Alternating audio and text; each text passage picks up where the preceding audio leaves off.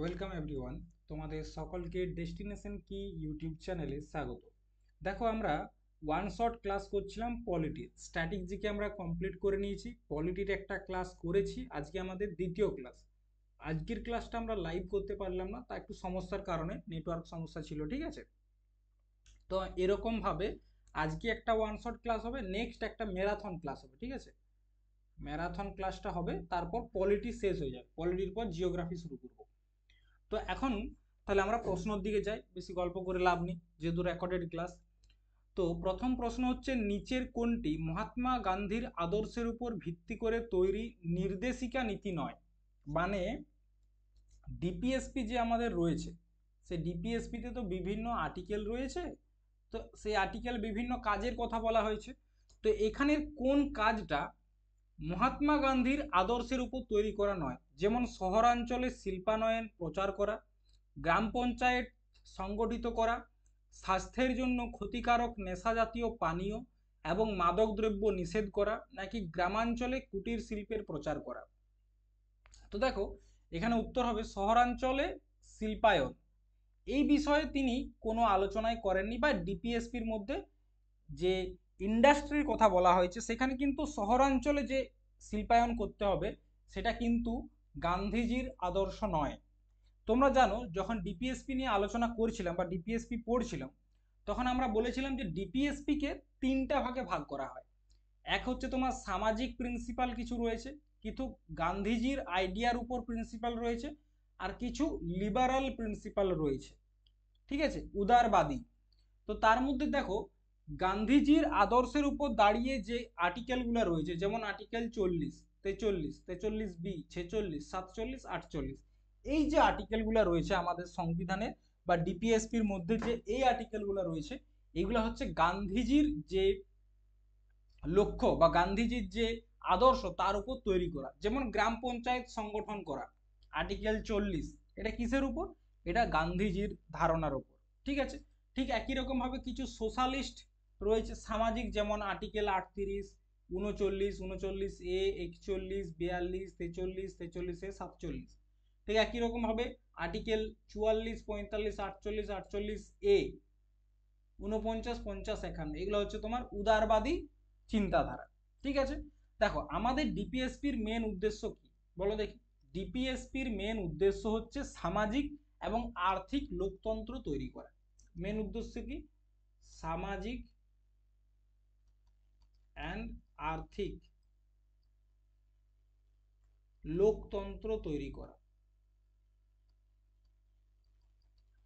সামাজিক এবং আর্থিক লোকতন্ত্র তৈরি করা, ঠিক আছে। এরপর ডিপিএসপি সম্বন্ধে কয়েকটা ছোট্ট ছোট্ট পয়েন্ট আমাদের জানতে হবে। যেমন কেটি সাহা ডিপিএসপি কে নিয়ে কি বলেছিল জানো? তিনি বলেছিলেন যে ডিপিএসপি হচ্ছে এমন একটি চেক, এমন চেক যার ভুগতান ব্যাংক নিজের ইচ্ছায় করবে।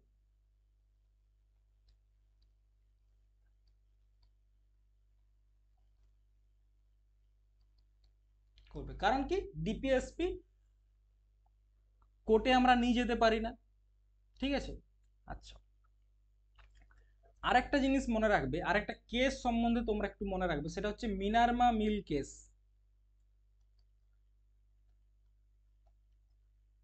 কত সালে হয়েছিল? এটা হয়েছিল তোমার 1980, যেখানে সুপ্রিম কোর্ট কি বলেছিল? সুপ্রিম কোর্ট বলছে যে ডিপিএসপি এমন একটি লক্ষ্য, ডিপিএসপি হচ্ছে একটা টার্গেট, যে টার্গেটে পৌঁছানোর জন্য রাস্তা হচ্ছে কি আমাদের ফান্ডামেন্টাল রাইট। তাই আমাদের ডিপিএসপি এবং ফান্ডামেন্টাল রাইট দুটাকে ব্যালেন্স করে চলতে হবে, এবং ডিপিএসপি ও ফান্ডামেন্টাল রাইট হচ্ছে একে অপরের পরিপূরক, ঠিক আছে, মাথা থাকবে। চল পরের, ভারত সরকারের তিনটি স্তর কি কি? আমাদের যে ইউনিয়ন গভর্নমেন্ট রয়েছে, তোমরা জানো ভারত সরকার কিরকম ইউনিয়ন, তো এই ইউনিয়নের তিনটা স্তর রয়েছে, তিনটা লেয়ার রয়েছে। তিনটা কি কি? কেন্দ্রীয় সরকার, বিচার বিভাগীয় সরকার এবং ফেডারেল সরকার, নাকি কেন্দ্রীয় সরকার, রাজ্য সরকার এবং ফেডারেল সরকার, নাকি কেন্দ্রীয় সরকার, রাজ্য সরকার এবং বিচার বিভাগীয় সরকার, নাকি কেন্দ্রীয় সরকার, রাজ্য সরকার ও স্থানীয় সরকার? দেখো আমাদের যে ইউনিয়নের তিনটা লেয়ার।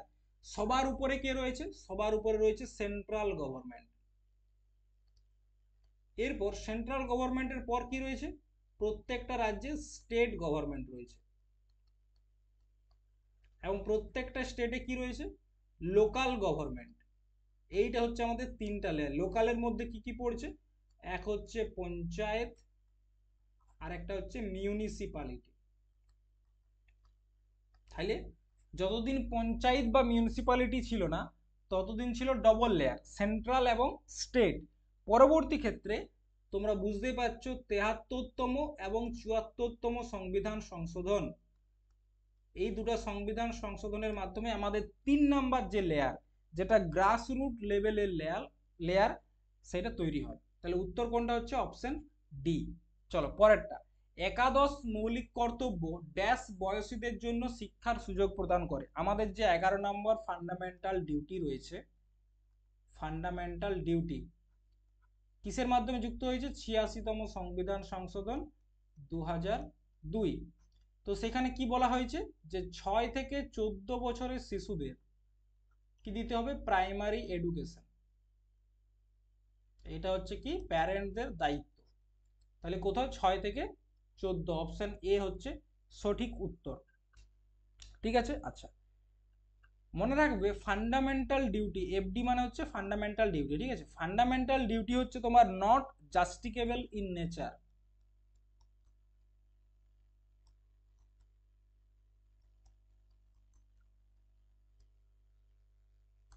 মানে তুমি যদি ফান্ডামেন্টাল ডিউটি বা তোমার যে কর্তব্য সেটা তুমি না করো, তোমাকে কোনো রকম ভাবে কোনো আইনি ব্যবস্থা তোমার উপর নেওয়া যাবে না। আর একটা জিনিস কি, ফান্ডামেন্টাল ডিউটি হচ্ছে শুধুমাত্র ভারতীয়দের জন্য, অনলি ইন্ডিয়ান, মনে রাখবে। ফান্ডামেন্টাল রাইট কিছু ভারতীয়দের জন্য রয়েছে, কিছু বিদেশিদের জন্য রয়েছে, কিন্তু ফান্ডামেন্টাল ডিউটি এটা শুধুমাত্র ভারতীয়দের দায়িত্ব। আর একটা ফান্ডামেন্টাল ডিউটি নিয়ে একটা কমিটি গঠন হয়েছিল 1999 সালে। 1999 সালে একটা কমিটি তৈরি হয়, যে কমিটির নাম হচ্ছে বার্মা কমিটি। কি নাম? ভার্মা কমিটি, বার্মা বা ভার্মা কমিটি। এই কমিটির মূল উদ্দেশ্য কি ছিল? মূল উদ্দেশ্য ছিল যে ফান্ডামেন্টাল ডিউটি সম্বন্ধে সচেতনতা মানুষের কাছে পৌঁছানো, তাও সেটা কিসের মাধ্যমে? শিক্ষার মাধ্যমে। তার জন্য দেখবে প্রত্যেকটা টেক্সট বইয়ে এখন বর্তমানে তোমরা পাবে, প্রথমে আমাদের প্রস্তাবনা থাকবে, তারপর আমাদের ফান্ডামেন্টাল রাইট গুলো থাকবে, তারপর ফান্ডামেন্টাল ডিউটি। কিসের জন্য? যাতে প্রত্যেকটা মানুষের কাছে এই বিষয়টা পৌঁছায়। ঠিক আছে, চলো পরেরটা দেখো। ভারতীয় সংবিধানের কোন অনুচ্ছেদে প্রতিটি রাজ্যের জন্য একজন রাজ্যপালের বিধান রয়েছে? কোন আর্টিকেলে বলা হয়েছে প্রত্যেকটা রাজ্যের একটা করে রাজ্যপাল থাকবে? Article 173, article 157, article 153, article 156। কোন আর্টিকেলে বলেছে বলো? দেখো, গভর্নর বা রাজ্যপাল, রাজ্যপালকে নিয়ে সরোজিনী নাইডু কি বলেছিল? যে রাজ্যপাল হচ্ছে একটা সোনার খাঁচায় বন্দি পাখির মতো। আর গভর্নরকে নিয়ে আলোচনা কোথায় রয়েছে আমাদের সংবিধানের? চলে যাবে ভাগ নাম্বার 6 এবং আর্টিকেল নাম্বার 153 থেকে 159, এখানে পেয়ে যাবে। আচ্ছা, কোথার থেকে গভর্নরের পদটা নেওয়া হয়েছে? কানাডার থেকে আমরা এই গভর্নরের পদটা নিয়েছি। আচ্ছা, আর্টিকেল নাম্বার 153তে কি বলেছে? যে আমাদের দেশে প্রত্যেকটা রাজ্যের একজন করে গভর্নর থাকবে। তাহলে আর্টিকেল 153 হচ্ছে সঠিক উত্তর। এখানে মনে রাখবে একটা সংবিধান সংশোধন, 7 নাম্বার সংবিধান সংশোধন 1956, যে সংবিধান সংশোধনের জন্য বলা হয় যে প্রত্যেক রাজ্যের একটা করে রাজ্যপাল থাকবে, এভরি স্টেট ওয়ান গভর্নর। আবার একাধিক রাজ্যের জন্য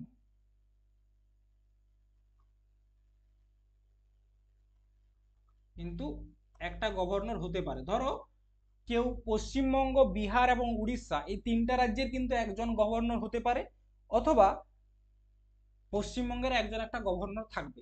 এরপর যদি কেউ 3টা রাজ্যের গভর্নর হয় সে কিন্তু বেতন একটা রাজ্যেরই পাবে, সেটা মাথায় রাখবে, ঠিক আছে।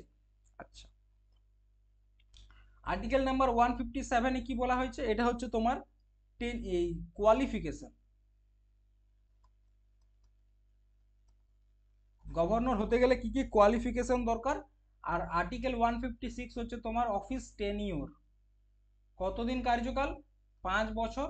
কিন্তু মনে রাখবে মেন যদি বলা হয় টেনিওর কতদিন, সেটা হচ্ছে প্রেসিডেন্টের ইচ্ছা অনুসারে। আচ্ছা, আর্টিকেল নাম্বার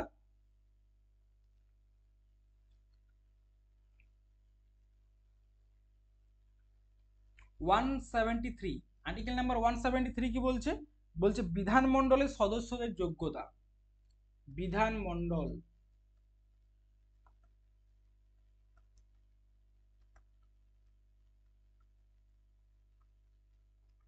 সদস্যদের যোগ্যতা।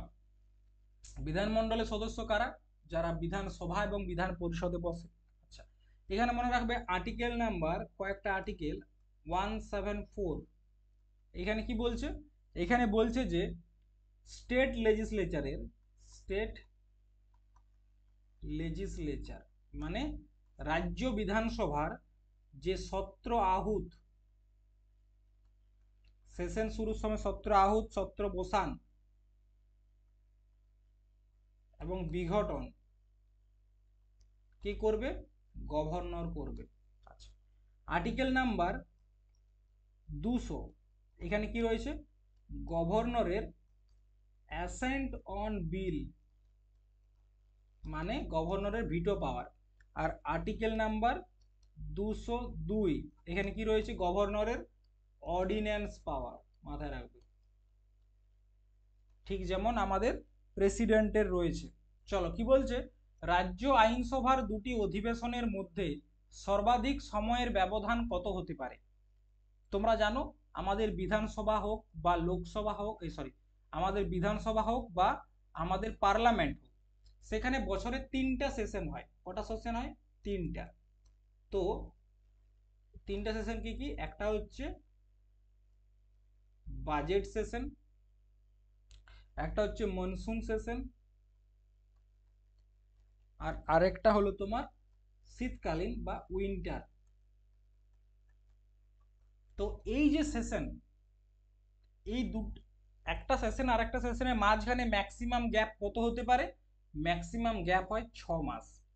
কত দিনের গ্যাপ হয়, ম্যাক্সিমাম 6 মাসের গ্যাপ হয়, ঠিক আছে।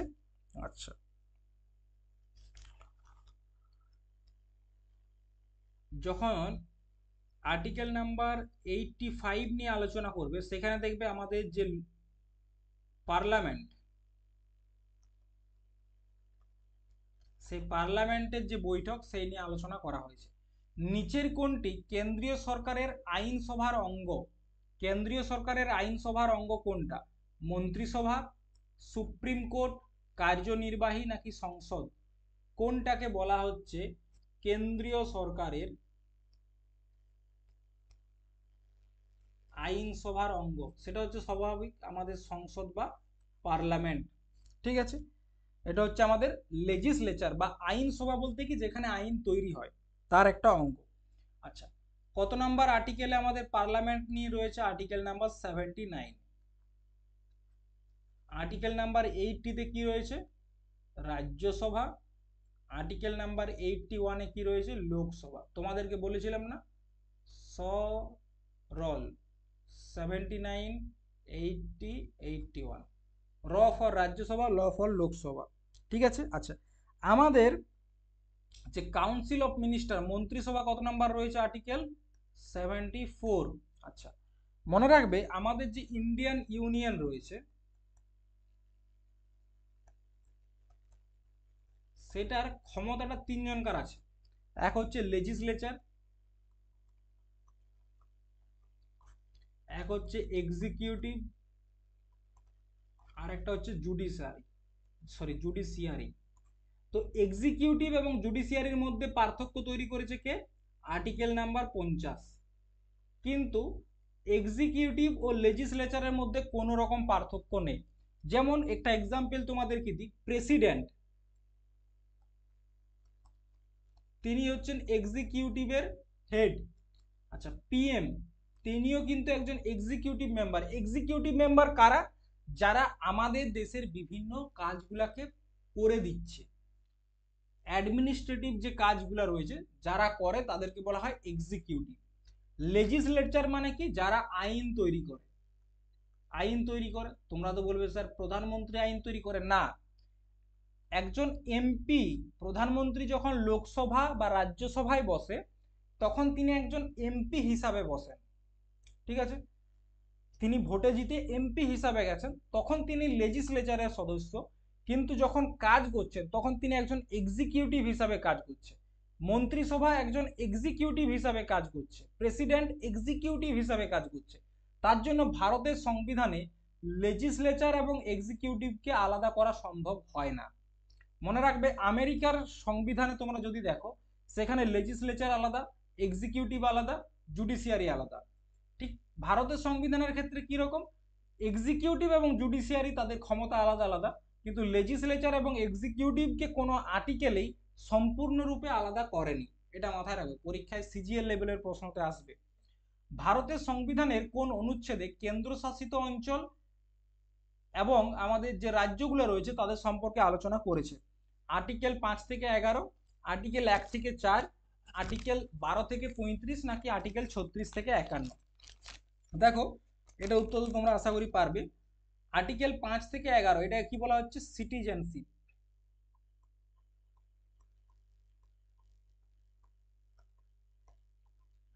আর্টিকেল 1 থেকে 4 এটাকে বলা হচ্ছে আমাদের union, India and it's territory, sorry, union and it's territory, মানে আমাদের ইউনিয়ন এবং তার যে অঞ্চল। আর্টিকেল 12 থেকে 35 ফান্ডামেন্টাল রাইট, আর আর্টিকেল 36 থেকে 51 ডিপিএসপি। আর্টিকেল 1 থেকে 4, আর্টিকেল 1 কি রয়েছে? India that is Bharat shall be a union of state of union of state. Article 2 কি বলছে? Admission of new state. Article 3 বলছে একটা রাজ্য থেকে আরেকটা নিউ স্টেট তৈরি করা, ফরমেশন অফ নিউ স্টেট। আর আর্টিকেল 4 কি বলছে? যদি আর্টিকেল 2 এবং 3 ব্যবহার করা হয় তাহলে শিডিউল 1 এবং 4, এটা নোট করবে। আর্টিকেল 4 কি বলছে?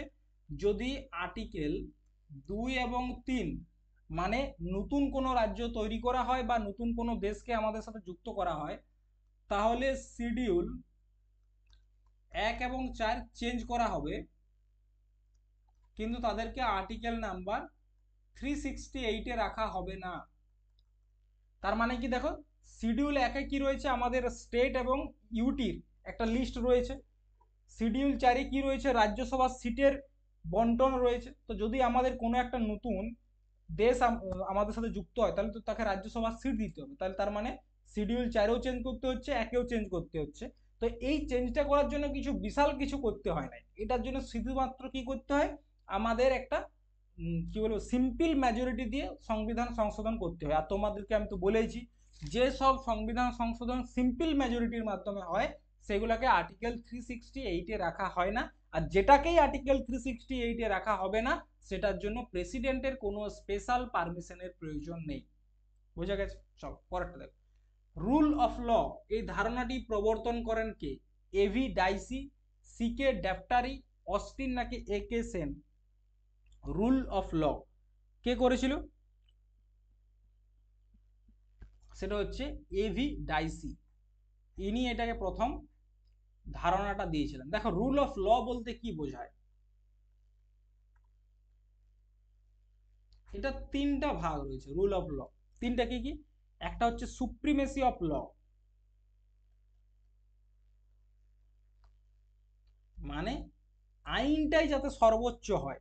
ল শুড গভর্ন দ্য নেশন, একটা আইন যেন একটা দেশকে চালায়। ইকুয়ালিটি বিফোর ল,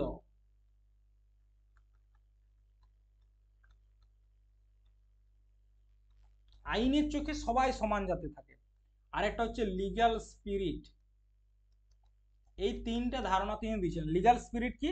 যে আমাদের জুডিশিয়ারি সিস্টেম রয়েছে সেটা যাতে ইন্ডিপেন্ডেন্ট হয়, যাতে কারো উপর নির্ভরশীল না হয়, ইম্পার্সিয়াল হয়, যাতে পার্সিয়ালিটি না করে, কোনো বিভেদ তৈরি করতে না পারে, সেটা হচ্ছে legal spirit. Rule of law বলতে এটা বোঝায়। আচ্ছা, এখান থেকে আর একটা প্রশ্ন আছে, জুডিশিয়াল রিভিউ এটা আমরা কোন দেশ থেকে নিয়েছি? এটা আমরা নিয়েছি আমেরিকার কাছ থেকে। তো মনে রাখবে, আমেরিকাতে প্রথম জুডিশিয়াল রিভিউ এসেছিল একটা কেসের মাধ্যমে, যে কেসটার নাম হচ্ছে মারবুরি ভার্সেস ম্যাডিসন কেস। তোমরা শুধু মাথায় রাখবে যে মারবুরি ভার্সেস ম্যাডিসন কেসটা জুডিশিয়াল রিভিউ রিলেটেড। লোকসভার প্রথম স্পিকার কে ছিলেন? N S Reddy, G V Mavalankar, Ananthasayanam Ayyangar, Meira Kumari. কে ছিলেন লোকসভার প্রথম স্পিকার? লোকসভার প্রথম স্পিকার কে ছিলেন? জি ভি মাভলঙ্কর, প্রথম স্পিকার লোকসভা। ঠিক আছে। আচ্ছা, অনন্ত সায়নম আয়াঙ্গার ছিল প্রথম deputy speaker, first deputy speaker. আচ্ছা, জিভি মাভলঙ্কর কনস্টিটিউশনাল যে অ্যাসেম্বলি ছিল সেখানে কোন কমিটির হেড ছিলেন? Committee on the constituent assembly, এটা চেয়ারম্যান ছিলেন। ঠিক আছে। কোন কমিটি? সংবিধান সভার কোন কমিটির চেয়ারম্যান ছিলেন? কমিটিটার নাম হচ্ছে committee on the constituent assembly. ঠিক আছে। নেক্সট, ভারতীয় সংবিধানের কোন অনুচ্ছেদে রাষ্ট্রকে শৈল্পিক এবং ঐতিহাসিক আকর্ষণের প্রতিটি স্মৃতিস্তম্ভ বা স্থান রক্ষা করার নির্দেশ দিয়েছে? মনুমেন্ট প্রোটেকশন কোন আর্টিকেলে বলা হয়েছে?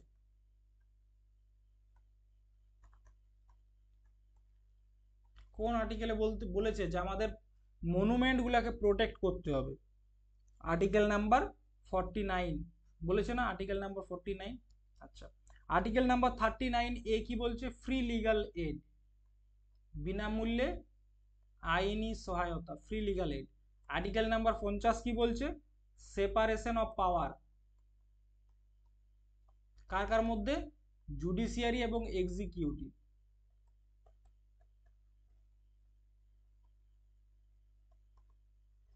আর্টিকেল 48 কি বলছে? Protection of environment.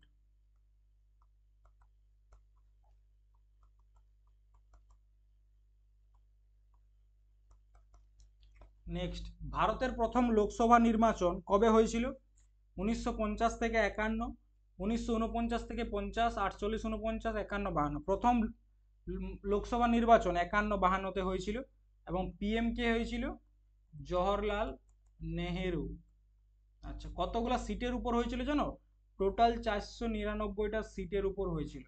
তার মধ্যে কংগ্রেস পেয়েছিল 364টা, সিপিআই পেয়েছিল 16টা, আর সোশ্যালিস্ট পার্টি পেয়েছিল 12টা। আর এটার ইলেকশন কমিশনার কে ছিল? ইলেকশন কমিশনার তার নাম হচ্ছে সুকুমার সেন। ঠিক আছে, চলো পরেরটা দেখো। ভারতীয় নাগরিকদের মৌলিক কর্তব্যগুলি কোন দেশ থেকে নেওয়া হয়েছে? কোন দেশ থেকে মৌলিক কর্তব্যগুলো নিয়েছি? ইউএসএসআর বা সোভিয়েত ইউনিয়ন থেকে নিয়েছি। আমাদের প্রথম প্রধানমন্ত্রী কে ছিলেন? স্বাভাবিক জওহরলাল নেহেরু ছিলেন। রাজেন্দ্র প্রসাদ ছিল কি ফার্স্ট প্রেসিডেন্ট। এই ধরনের প্রশ্ন এসেছিল, এগুলো তো খুব বেশি এক্সপ্লেন করার কিছু নেই। ইন্দিরা গান্ধী ছিলেন আমাদের তোমার 5 নাম্বার এবং 8 নাম্বার প্রধানমন্ত্রী, এবং প্রথম মহিলা প্রধানমন্ত্রী ইন্দিরা গান্ধী। গুলজারিলাল নন্দ ইনি ছিলেন 2nd নাম্বার এবং 4th নাম্বার প্রাইম মিনিস্টার, 13 দিনের জন্য করে। ঠিক আছে, মাত্র 13 দিনের জন্য ছিলেন। ভারতীয় সংবিধানের কোন তফসিলে কেন্দ্র রাজ্যগুলির মধ্যে ক্ষমতার বন্টনের কথা বলা হয়েছে? কেন্দ্র এবং রাজ্যের মধ্যে ক্ষমতার বন্টন কোন আর্টিকেলে বলা হয়েছে বলো? কোন শিডিউলে বলা হয়েছে? 9, 7, 5, 2। কোনটাতে বলিছে রে?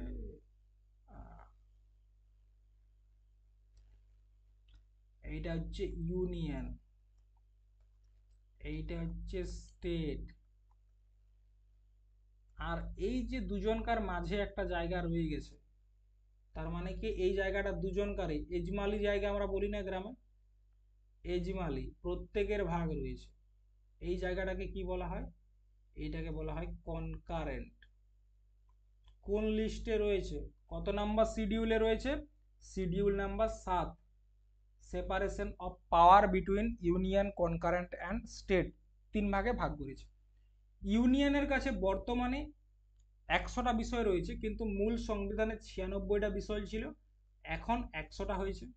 স্টেট লিস্টে প্রথমে ছিল 66টা বিষয়, এখন হয়েছে 61টা বিষয়। কনকারেন্ট লিস্টে আগে ছিল 47টা বিষয়, এখন হয়েছে 52টা বিষয়। ঠিক আছে, ইউনিয়ন লিস্টের মধ্যে কোনগুলো পড়ে? যেমন আমাদের ফরেন পলিসি, এই বিষয়ে আইন তৈরি করা, কোনো ডিসিশন নেওয়া ইউনিয়নের কাছে রয়েছে। আমাদের রেল ব্যবস্থা, আমাদের ডিফেন্স সিস্টেম, আমাদের ব্যাংকিং, এই সমস্ত বিষয়গুলো কার কাছে রয়েছে? ইউনিয়নের কাছে। স্টেটের কাছে কি কি রয়েছে? পুলিশ, তাছাড়া রয়েছে তোমার ভূমি সম্বন্ধিত আইন, বা তোমার হেলথ, এগ্রিকালচার, জেল, এগুলো রয়েছে কার কাছে? এগুলো রয়েছে আমাদের স্টেটের কাছে। আর কোন কোন বিষয়গুলোতে দুজনেই আইন তৈরি করে কনকারেন্ট লিস্টে? এডুকেশন, পপুলেশন, ফরেস্ট, এগুলো মাথায় রাখবে। এডুকেশন, পপুলেশন, ফরেস্ট, এগুলোতে থাকে। সংবিধান অনুসারে 2023 সালের জুন পর্যন্ত লোকসভায় সর্বোচ্চ কতজন সদস্য থাকতে পারে? 546, 50, 45, 43। দেখো, টোটাল সদস্য যেটা থাকতে পারে 550 জন। কেন বলছি? দেখো, 550 জনের মধ্যে 530 জন আসে কোথার থেকে? স্টেট থেকে।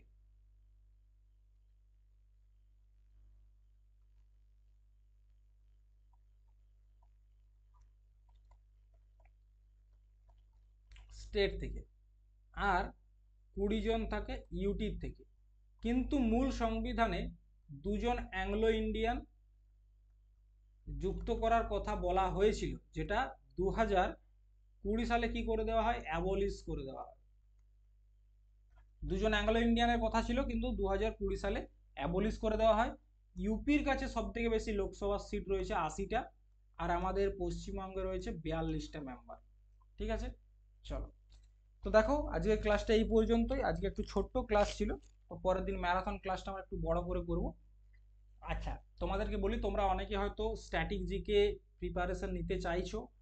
আমাদের already static GK theory class করানো হয়ে গেছে, পিওয়াইকিউ ক্লাস ইউটিউবে তোমাদেরকে করিয়েছি। তো তোমরা যারা থিওরির ক্লাসটা নিতে চাও, কমপ্লিট রেকর্ডেড ব্যাচ, মানে এইটা আমরা এসএসসি এমটিএস এর জন্য শুরু করেছিলাম, কমপ্লিট ব্যাচ পড়ানো হয়ে গেছে। তো তোমরা যদি কেউ নিতে চাও, 199 একবার পেমেন্ট করলেই ব্যাচটা তোমরা পেয়ে যাবে, সমস্ত ক্লাসের এক্সেস পেয়ে যাবে, স্ট্যাটিক জিকে যতগুলো ক্লাস রয়েছে। ঠিক আছে, চলো, আজ এই পর্যন্ত থাকলো। একটু তোমরা যারা ক্লাসটা দেখছো, তোমরা অবশ্যই ক্লাসটাকে শেয়ার করবে, বা যারা নতুন রয়েছে চ্যানেলটাকে সাবস্ক্রাইব করবে। কারণ আমরা যে মেহনত করে ক্লাসগুলো বানাই তোমাদের জন্য, এরকম বেছে বেছে প্রথমে স্ট্যাটিক জিকে, তারপর পলিটি, এগুলো করতে এফোর্ট লাগে। তো তোমরা, তোমাদের ভালোবাসাটা আমি কিভাবে বুঝতে পারবো? তোমরা কমেন্ট করলে, তোমরা লাইক দিলে, তোমরা সাবস্ক্রাইব করলে আমি বুঝতে পারবো যে না, তোমাদের ক্লাস ভালো লাগছে, তোমাদের আরও ক্লাস প্রয়োজন। ক্লাস না যদি আমি আপলোড করি, তোমরা যদি মানে কমেন্ট করো যে স্যার ক্লাস কেন আসছে না, আমি বুঝতে পারবো যে তোমাদের ক্লাস প্রয়োজন, তোমাদেরকে ক্লাস দিতে হবে। কিন্তু তোমরা যদি একজন নীরব দর্শক হয়ে থাকো, শুধুমাত্র ক্লাস দেখছো চলে যাচ্ছ, তাহলে তখন আমি ভাববো কাদের জন্য আমি ক্লাস দিচ্ছি, আমার ক্লাস দেওয়ার প্রয়োজনটা কি। তো অবশ্যই তোমরাও একটু রেসপন্স দেখাও। তোমাদের রেসপন্স পেলে আমি আরো ভালো ভালো ক্লাস আনতে, অর্থাৎ প্রত্যেকটা মানে এক্সপ্লেনেশনটা আরো বেশি সময় দেওয়ার চেষ্টা করব তোমাদেরকে, আরো বেশি বেশি প্রশ্ন করানোর চেষ্টা করব। সেক্ষেত্রে এই ব্যাপারটা দু তরফ থেকে হওয়া উচিত। ঠিক আছে, আমি তোমাদেরকে কন্টেন্ট দেব, তোমরা আমাকে কি দেবে? তোমরা আমাকে ভালোবাসা দেবে। তোমাদের সেই ভালোবাসাটাই আমি চাই। ঠিক আছে, চলো, আজ এই পর্যন্ত থাকলো। পরের দিন আরো একটা ক্লাসে দেখা হবে। অবশ্যই তোমরা ক্লাসটা করে কমেন্ট করবে। ঠিক আছে, প্রশ্ন ডাউট যা থাকবে কমেন্ট করবে। আজ এই পর্যন্ত থাকলো। জয় হিন্দ, জয় ভারত, বাই।